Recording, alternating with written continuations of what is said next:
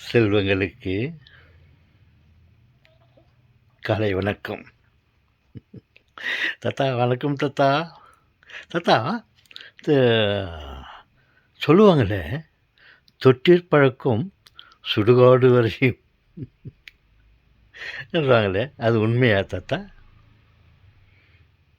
ஆம் செல்வங்களே, என்னைப் பொறுத்தவரை அது உண்மை. எப்படி சொல்லுகிறீர்கள் தாத்தா?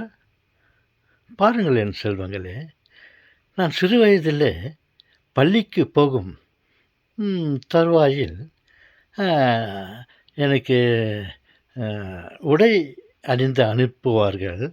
அப்பொழுது அது பாருங்கள்,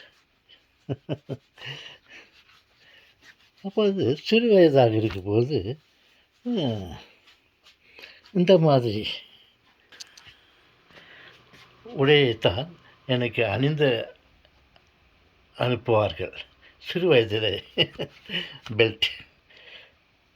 இப்பொழுதும் பெரியவர்களான பிறகும் நான் இதே உடையை அணிய விருப்பப்படுகிறேன். பெல்ட். சிறு வயதில் இருக்கும்போது நான் அணிந்த ஆடையைப் போல் இப்பொழுது அணிகிறேன்.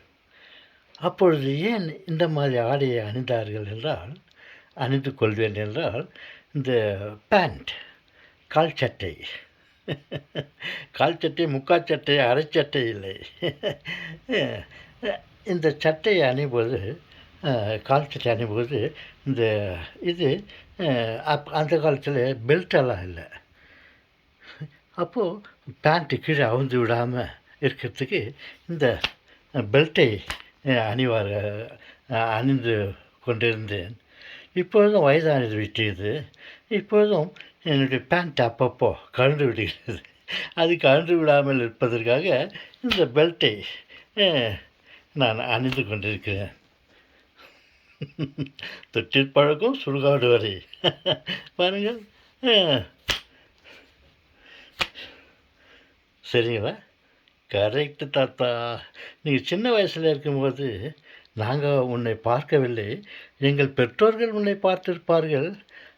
அப்போதும் நீங்கள் இந்த விதமான பெல்ட்டை உடைய கால் சட்டையை அணிந்து கொண்டிருந்ததை என் பெற்றோர்கள் பார்த்திருப்பார்கள். இப்போது நான் பார்க்கிறேன். கரெக்டு தாத்தா. தொட்டிற் பழக்கம்.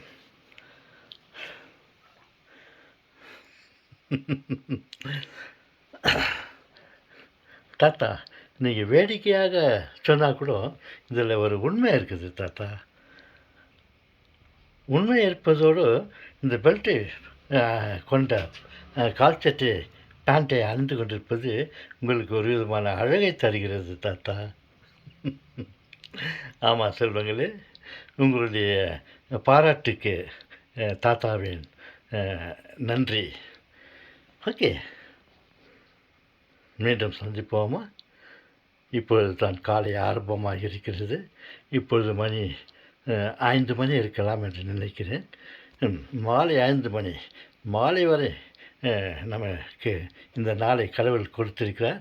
முதலில் இந்த நாளை கொடுத்த கடவுளுக்கு நன்றி செலுத்துவோம் இல்லை, தனிப்பட்ட முறையில் ஒவ்வொருத்தரும் நன்றி செலுத்த வேண்டும். கடவுள் நமக்கு கொடுத்த அனைத்திற்கும் காலையிலேயே அவருக்கு நன்றி. மாலை வரை கொடுத்த அனைத்து நன்மைகளுக்காகவும் காலையிலேயே வருமும் காப்போம். இந்த நாளை ஃபுல்லாக அனுபவத்துக்கு முன்னவே கடவுளுக்கு நன்றி செலுத்துவோம்.